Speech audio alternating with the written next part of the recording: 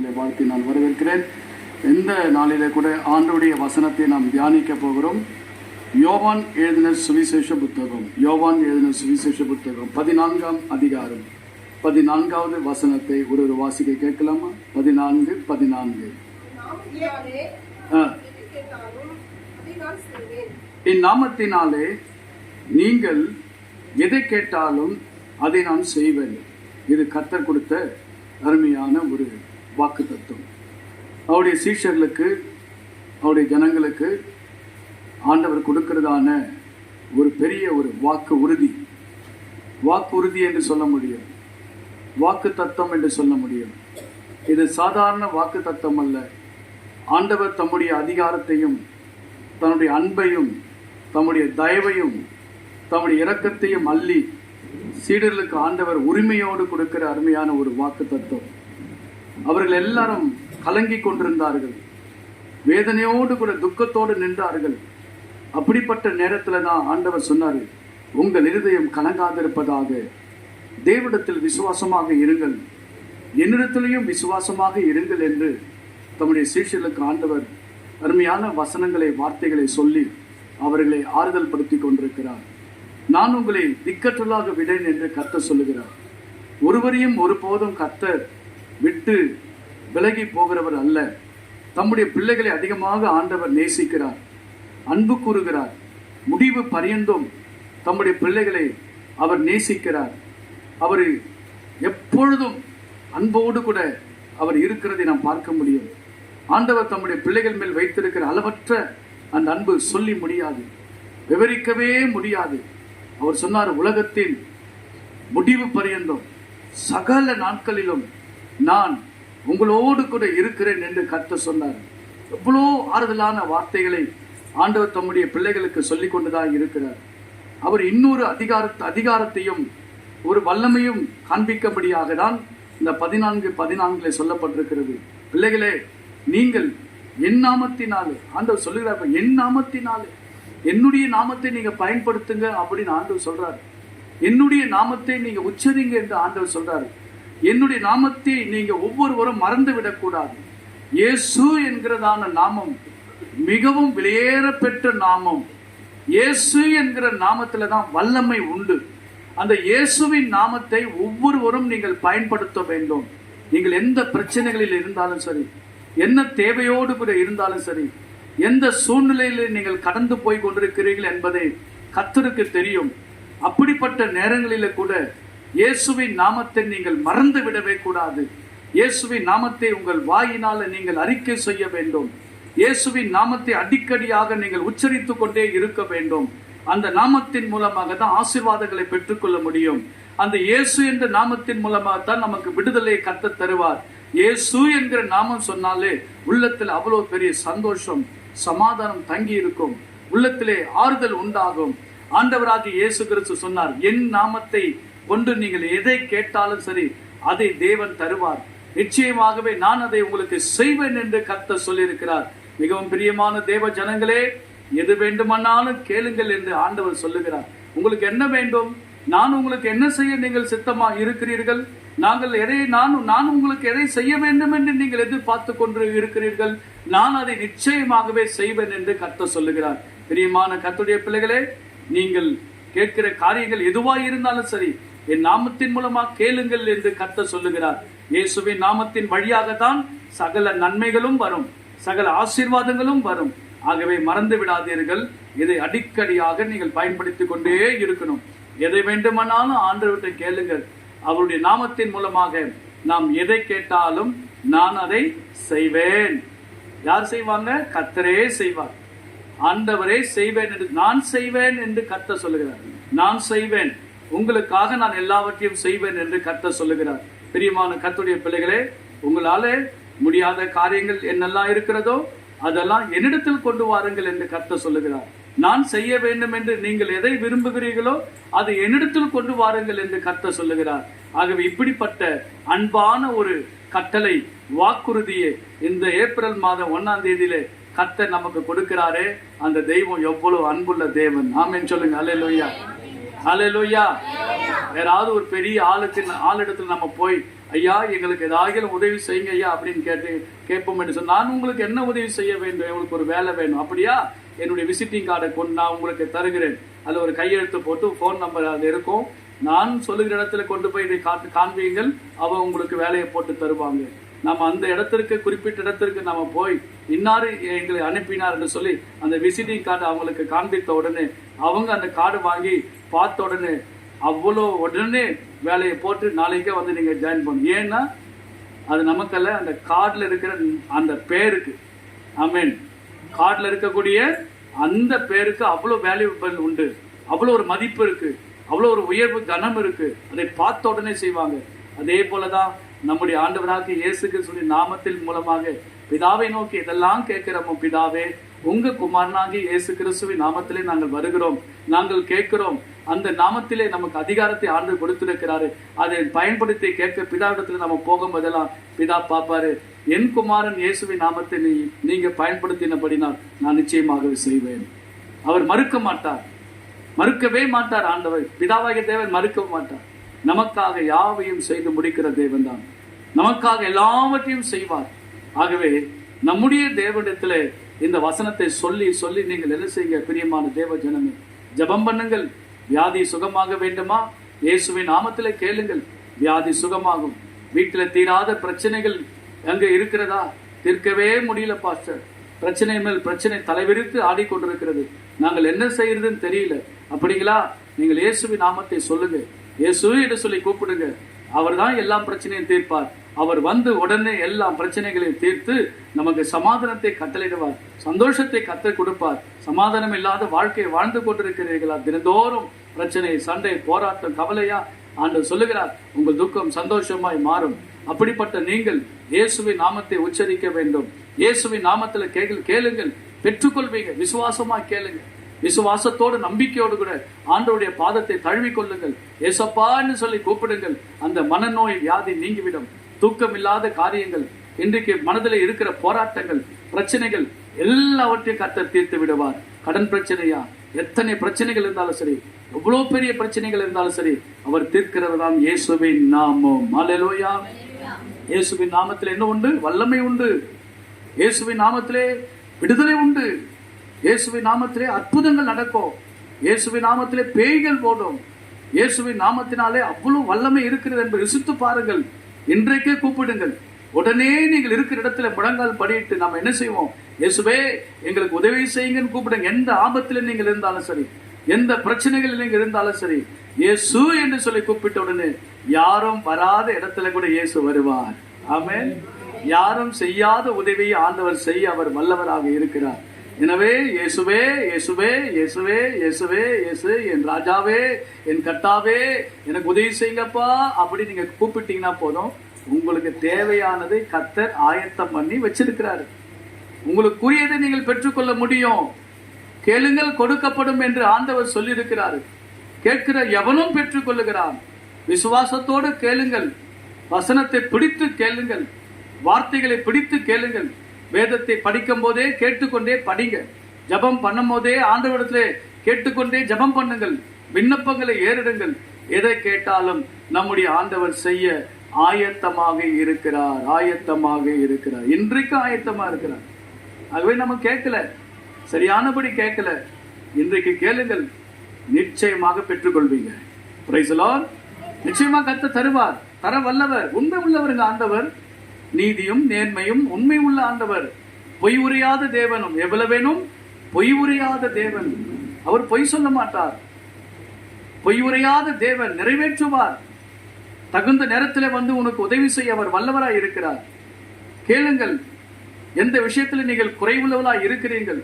நம்முடைய வாழ்க்கையிலே ஒருவரே பணம் இல்லாமல் இருக்கலாம். ஆண்டவரே, நீங்க தான் எங்களுக்கு பேங்க் மேனேஜர் அப்பா, நீங்க ஒரு சைன் போட்டீங்கன்னா எங்களுக்கு எல்லாமே கிடைக்கும் ஆண்டவரே. பணத்தை கொடுக்க உங்களாலே முடியும் ஆண்டவரே. உங்களுடைய தேவையை சந்திக்க உங்களாலே முடியும் அப்பா. பணம் என்பது வெறும் பேப்பர் தாங்க. அல்லேலூயா. அதெல்லாம் கர்த்தர் கொடுக்க அவர் வல்லவராக இருக்கிறாரு. தேவன் செய்ய வல்லவராக இருக்கிறாரு. என் தேவையை சந்திக்கிறவராக இருக்கிறாரு. அம்மா, உங்களுடைய தேவைகள் என்ன? அதை செய்ய தேவன் வல்லவராக இருக்கிறார். உங்களுக்கு பாதுகாப்பு வேணுமா? எங்க பார்த்தாலும் உனக்கு பாதுகாப்பு இல்லையா? ஆண்டவர் தான் உன்னை பாதுகாக்கிற தேவன். போலீஸ்காரர் எப்படி நம்மளை பாதுகாக்கிறாங்களோ இல்லையோ, அரசாங்கம் உன்னை பாதுகாக்கிறதே இல்லை எனக்கு தெரியாது, ஆனா ஆண்டவர் உங்களை பாதுகாத்துக் கொள்ளுவார். தேவன் தான் உங்களுக்கு ப்ரொடெக்ஷன் கொடுப்பாரு. நல்ல ஒரு பாதுகாப்பை தேவனால தான் உங்களுக்கு கொடுக்க முடியும். உங்கள் தேவைகளை அவர் தான் உங்களுக்கு சந்திக்க முடியும். ஆமென், அல்லேலூயா. நமக்கு செக்யூரிட்டி, நமக்கு எல்லாம் வாட்ச்மேன், நமக்கு எல்லாமே அவர் தான். நீதி செய்கிற தேவன், நியாயாதிபதி கூட நமக்கு அவர் தான். ஆண்டவரே, இந்த விஷயத்துல எங்களுக்கு சீக்கிரத்துல நீதி கிடைக்கணும், நியாயம் கிடைக்கணும் அப்படின்னு நம்ம கேட்டா கூட அவர் தான் நமக்கு நீதியை செய்யக்கூடிய நியாயாதிபதியாக தேவன் வருவார். தாயாக வருவார், தகப்பனாக வருவார். அவருடைய நாமம் அவ்வளவு பெரிய வித்தியாசங்கள் உண்டு. அவருடைய நாமத்திற்கு அளவே கிடையாது, சொல்லிக்கொண்டே போகலாம். தேவனுடைய நாமம் அவ்வளவு பெரியது. நம்முடைய தேவைகளை சந்திக்கும் போது யெகோவா ஈரே, அவருடைய நாமம் யெகோவா ஈரே, கர்த்தர் பார்த்து கொள்ளுவார். யெகோவா நிசி, கர்த்தர் எனக்கு வெற்றியை தருவார். யெகோவா ஷமா, சமாதானத்தை கொடுக்கிற தேவன். அல்லேலூயா. அப்படி நம்ம சொல்லிக்கொண்டே போய் நம்ம ஜெபித்து கொண்டே போகலாம். அவ்வளவு பெரிய நாமம் இயேசுவின் நாமம். ஆமென். இயேசுவின் நாமம் நமக்கு கொடுத்த வாக்குத்தத்தம், என் நாமத்தினாலே நீங்கள் கேளுங்கள். இயேசப்பாவுடைய நாமத்தில் பிதாவை நோக்கி கேளுங்கள், நிச்சயமாகவே கர்த்தர் நமக்கு தரும். ஆராய்ந்து முடியாத பெரிய காரியங்களையும் எண்ணி முடியாத அதிசயங்களையும் நான் செய்வேன் என்று கர்த்தர் சொல்ல. யார் செய்வாங்க? நமக்காக யார் செய்வாங்க?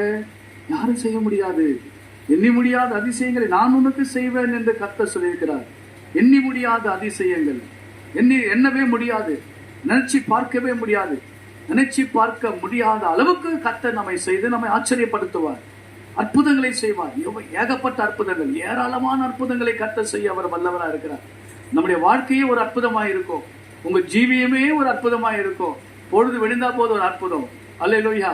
அந்த இரவு ஒரு அற்புதம் நடக்கும், அந்த பகல் ஒரு அற்புதம் நடக்கும், வெளியில போனா ஒரு அற்புதம் நடக்கும், நீங்க பேசும்போது அற்புதம் நடக்கும்.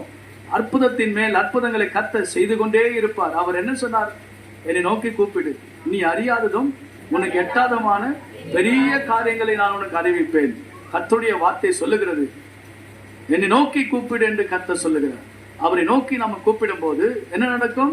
நீ நினையாத காரியம், நீங்கள் வேண்டிக் கொள்வதற்கும் நினைப்பதற்கும் ஆண்டவர் அதிகமாக செய்ய வல்லவர், அதிகமாக செய்ய வல்லவர். என்னை நோக்கி கூப்பிடுங்கள் என்று ஆண்டவர் சொன்னால் அவருடைய நாமத்தை கொண்டு நாம் கூப்பிட வேண்டும். இயேசுவே, தாவீதின் குமாரனே, எனக்கு இரக்கும், என் ஆண்டவரே எனக்கு உதவி செய்யும் என்று சொல்லி கேளுங்கள். ஆண்டவர் வருவார், உடனே உதவி செய்வார். அறியாததும் உனக்கு எட்டாதமான பெரிய காரியங்களை கர்த்தர் நமக்கு செய்வார். அல்லேலூயா.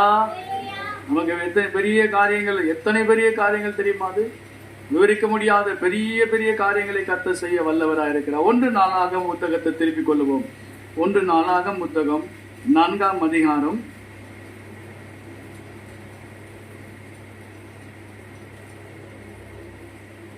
9-10 வசனங்களை வாசி.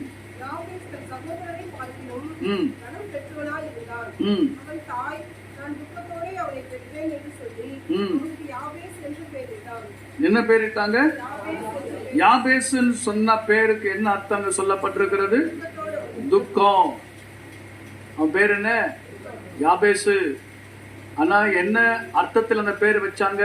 அம்மா துக்கத்தோடு பெற்றேன் என்று சொல்லி யாபேசுன்னு வச்சுட்டாங்க. அந்த துக்கம், அந்த யாபேசுக்குள்ள ஒரு துக்கம் இருக்கு. அல்லேலூயா. அந்த யாபேசுக்குள்ள ஒரு துக்கம் இருக்கு. பேரு தான் யாபேசு. ஏய் யாபேசு, இங்க வாப்பா.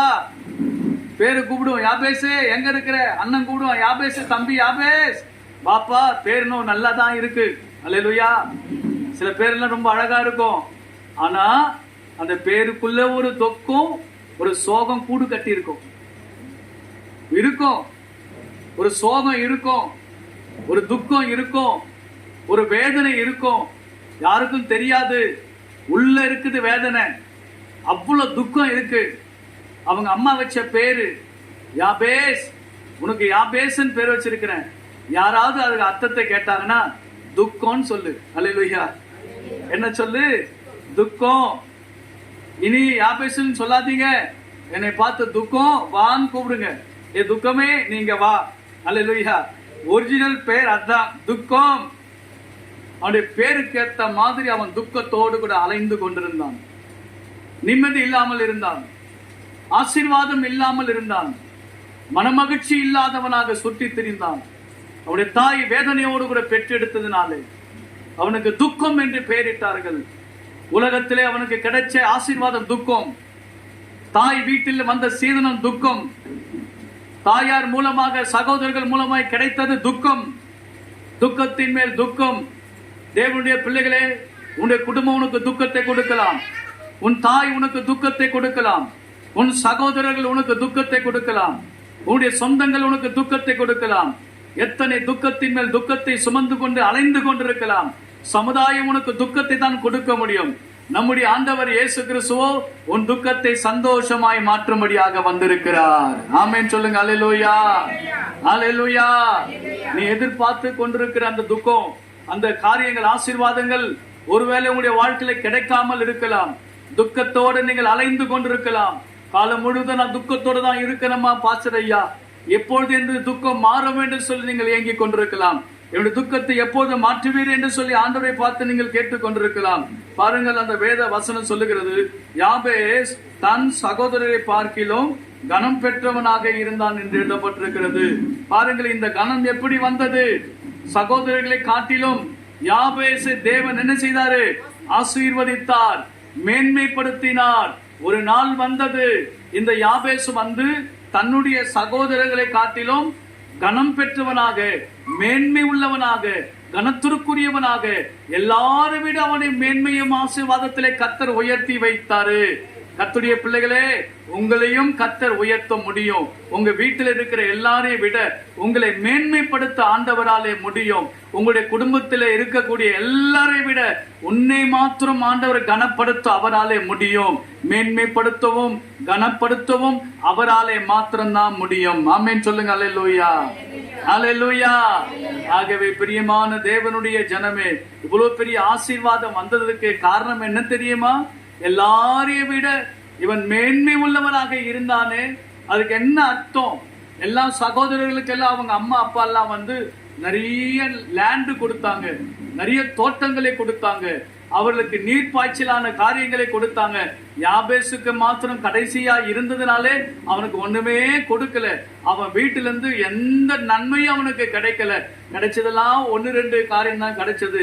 வேதம் சொல்லுகிறது, அந்த 10வது வசனத்திலே, யாபேஸ் இஸ்ரவேலின் தேவனை நோக்கி, தேவரீர் என்னை முதலாவது அவர் கேட்கிறாரு, ஆசீர்வாதத்தை கேட்கிறார். தேவரீர் என்னை ஆசீர்வதியோ.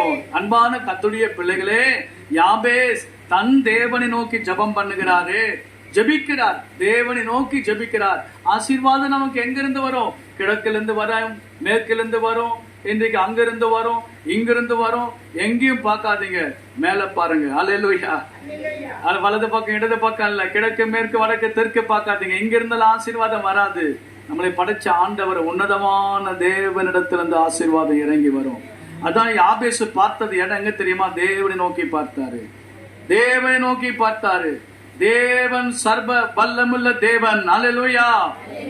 எல்லா நன்மையும் எல்லா ஆசீர்வாதம் ஜோதிகளின் பிதாவாகிய தேவனிடத்திலிருந்து இறங்கி வருகிறது. எல்லா நன்மையும் அங்கிருந்து தான் வருகிறது. எல்லாருடைய ஆசீர்வாதமும் அங்கிருந்து தான் எல்லாருக்கும் கிடைக்கிறது. யாபேஸ் ஆசீர்வாதம் இருக்கிற இடத்தை நோக்கி பார்த்தான், தேவனை நோக்கி அவன் ஜெபிக்கிறான், கர்த்தரை நோக்கி கேட்கிறான், ஆண்டவரே என்னை ஆசீர்வதியும், ஆண்டவரே என்னை ஆசீர்வதியும் என்று சொல்லி கேட்கிறான். ஒவ்வொரு பிள்ளைகளும் ஆசீர்வாதத்திற்காக நீங்கள் ஜெபிக்க வேண்டும். உங்களுடைய ஆசீர்வாதத்திற்காக நீங்கள் ஆண்டவரிடத்தில் ஜெபிக்க வேண்டும். உங்க வீட்டில் இருக்கக்கூடிய அந்த குறைவுகள் நீங்க வேண்டும், அந்த சாபங்கள் நீங்க வேண்டும். இறுதி வரைக்கும் நீங்கள் சாபத்தோடு இருக்க ஆண்டவருக்கு சித்தம் அல்ல.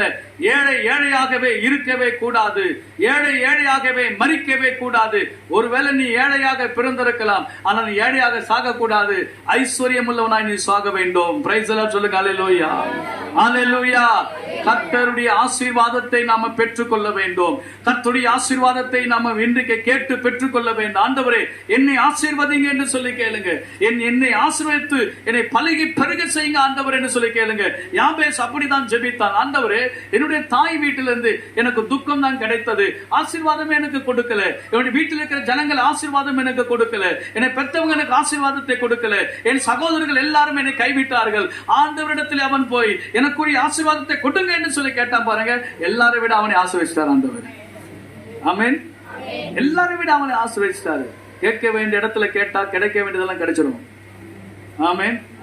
கேட்க வேண்டிய நபரிடத்துல கேட்கணும். நீங்களும் நானும் யாருக்கிட்டையும் போய் கேட்காதீங்க, யார்கிட்ட போய் நொந்துக்காதீங்க, தாய்கிட்ட போய் போராடாதீங்க, மாமியார்கிட்ட போயிட்டு போராடாதீங்க, கணவர்கிட்ட போராடாதீங்க, யாருக்கிட்ட போயிட்டு சண்டை போடாதீங்க. ஆண்டவர்கிட்ட கேளுங்க. யாருக்கிட்ட போய் கேட்காதீங்க, தேவனிடத்துல கேளுங்கள். அவர் தானே சொன்னாரு, என் நாமத்தினாலே நீங்க எதை கேட்டாலும் நான் உங்களுக்கு செய்வேன் என்று கர்த்தர் சொன்னாரு. அவரை நோக்கி கேளுங்கள்.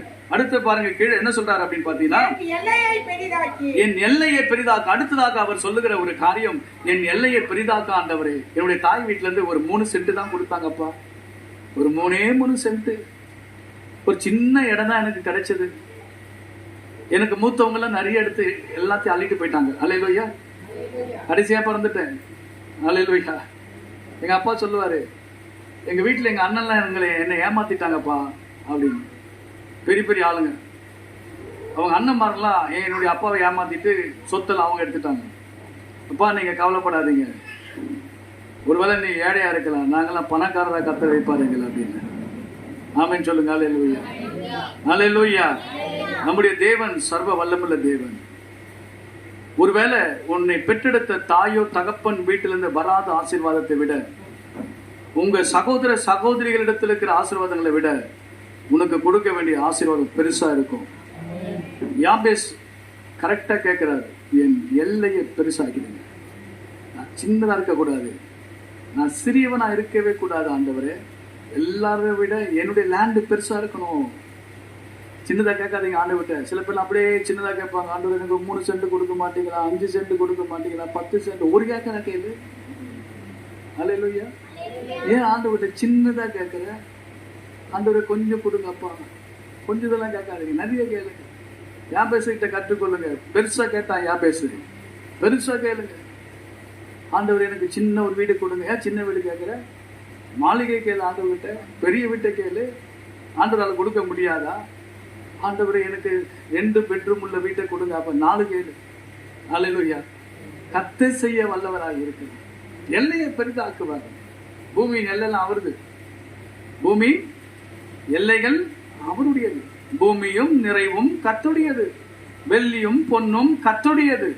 எல்லாம் கர்த்தருது. எடுத்து தந்துடுவார். ஒரே நாள் ஆண்டவர் உன்னை பணக்காரன் ஆகிடுவார். அல்லேலூயா. ஐஸ்வர்யம் உள்ளவனாய் கர்த்தர் உன்னை மாற்றுவார். கேளுங்க ஆண்டவர்கிட்ட, பெருசா கேளுங்க, எல்லையை பெருசாக்கன்னு கேளுங்க. அடுத்து என்ன கேட்டாரு? அடுத்து என்ன சொல்றாரு? ஆண்டவரே உமது கரம் என்னோடு கூட இருக்கட்டாப்பா. அந்த பையன்களா இருக்கிறாங்க, அண்ணன்மாரெல்லாம் எப்போ வந்து என்ன அச்சின் படுவாங்க தெரியாது. அல்லேலூயா. அல்லேலூயா. சிலவேளை ஆண்டவர் நமக்கு ஆசீர்வாதத்தை கொடுத்துருவாரு. ஆண்டவர் யாரையும் நம்ப முடியலப்பா. இந்த காலத்துல சொந்தங்கள் உடம்பு திடீர்னு எடுத்துட்டு போயிடுவான். இருந்தாலும் எங்க யாரெல்லாம் சொன்னாங்க, 2-3 நாளைக்கு முன்னாடி அவங்க அம்மாவுடைய தம்பி பாப்பா இருக்கிறார், தாய் மாமா, திடீர்னு சொல்லி ஒரு நைட்டு அங்க நல்லா தான் இருந்தாரு. வீட்டுல இருக்கிறது எல்லாத்தையும் சுத்தின்னு போயிட்டு இருக்காரு. காலையில அம்மாவுடைய தம்பி பொழுது விடிஞ்சு பார்த்தா ஒண்ணுமே இல்லை, நகை நட்டெல்லாம் கிடையாது. என்ன நடந்தது? எல்லாம் அள்ளிட்டு போயிட்டான். ஒன்று சொல்றேன், எல்லாமே எடுக்கிறவங்க தான் இருக்கிறான் நம்ம கிட்ட. அல்லேலூயா. நம்ம கிட்ட பழகிறவங்க எல்லாம் என்ன செய்யறாங்க? எடுக்கிறவன் தான் இருக்கிறான். ஆனா உங்களுக்கு சொல்றேன், உங்களுக்குரியதை நீங்க பாதுகாக்கணும். ஆண்டோடைய கரம் இருக்கணும்.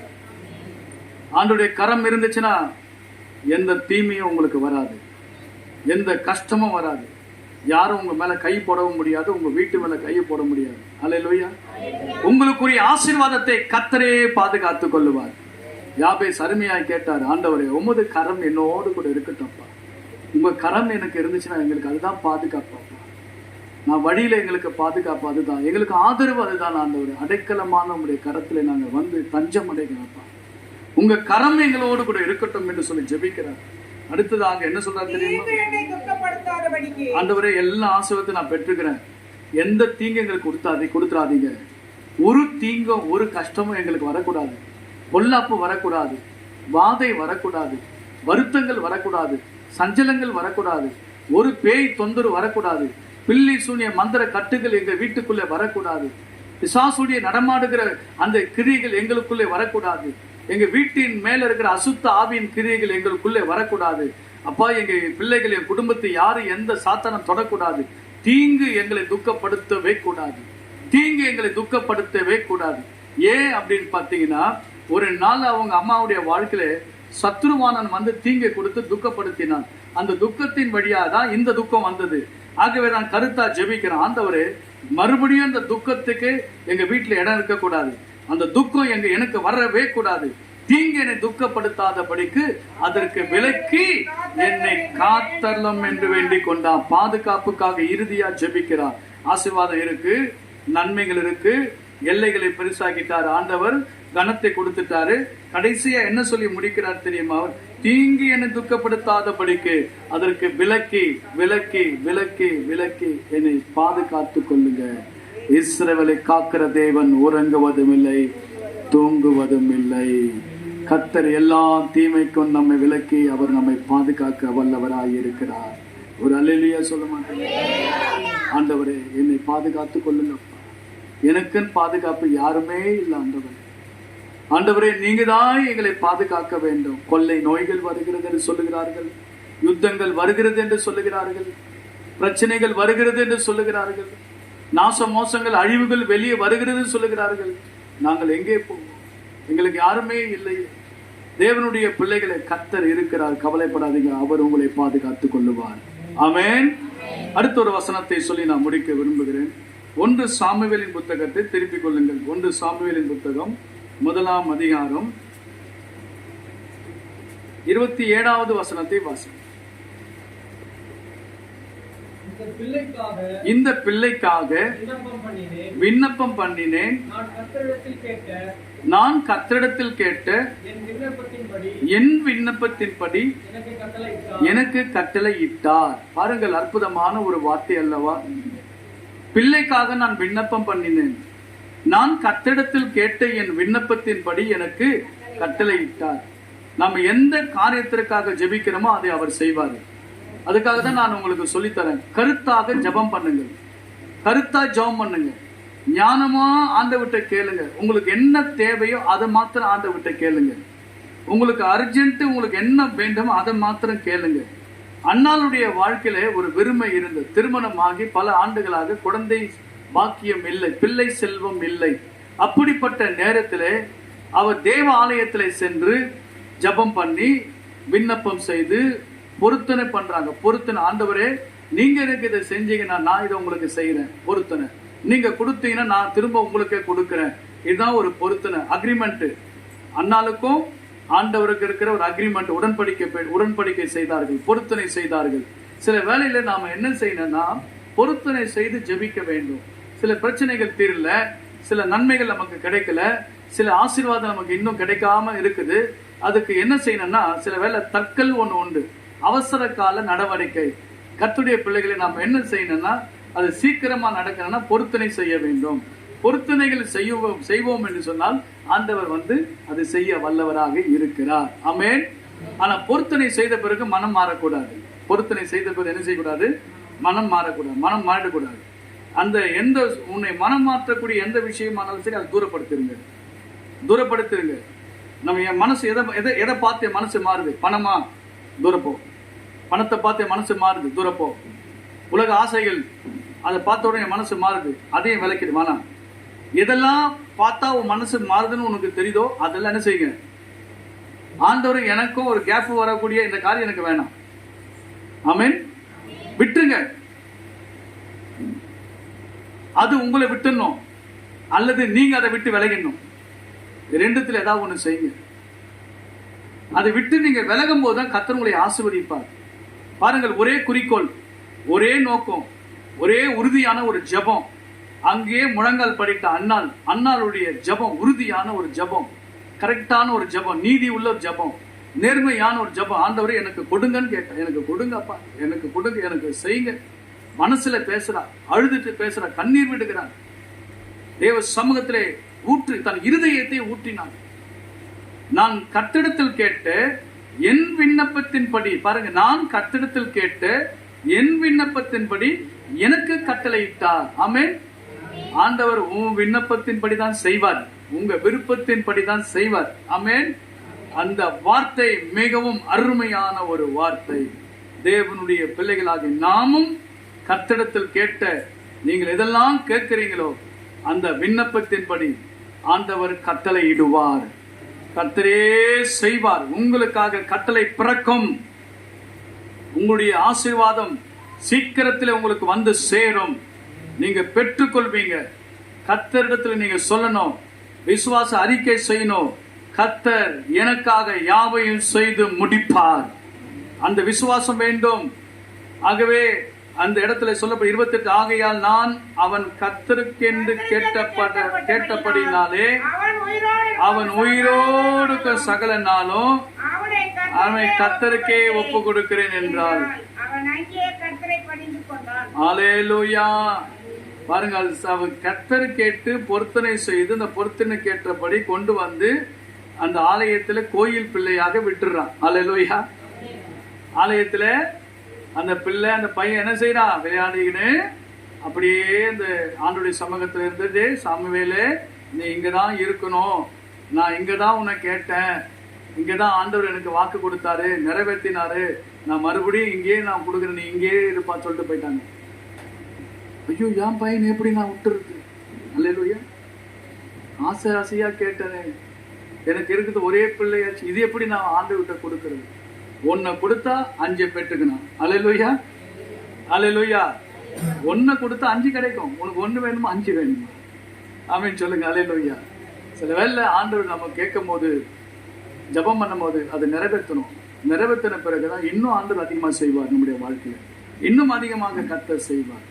வருஷத்துக்கு ஒரு முறை வந்து தாய் ஒரு சின்ன ஒரு சட்டையை தைத்து கொண்டு அந்த குழந்தைக்கு வந்து கொடுத்துட்டு பார்த்துட்டு விசாரிச்சுட்டு போயிடுவாங்க. ஆமென். அவ்வளவு உண்மையா இருந்த அண்ணால் ஆண்டவர்கிட்ட, நாமும் ஆண்டவர்கிட்ட கேட்கிற எல்லா காரியத்திற்கும் நிச்சயமா கர்த்தர் கொடுப்பாரு. ஆண்டவர் சமூகத்திலே விசுவாசமாய் உண்மையாய் நீங்க கேளுங்க, கர்த்தர் எல்லாவற்றையும் கர்த்தர் கொடுத்து உங்களை ஆசீர்வதிப்பார்.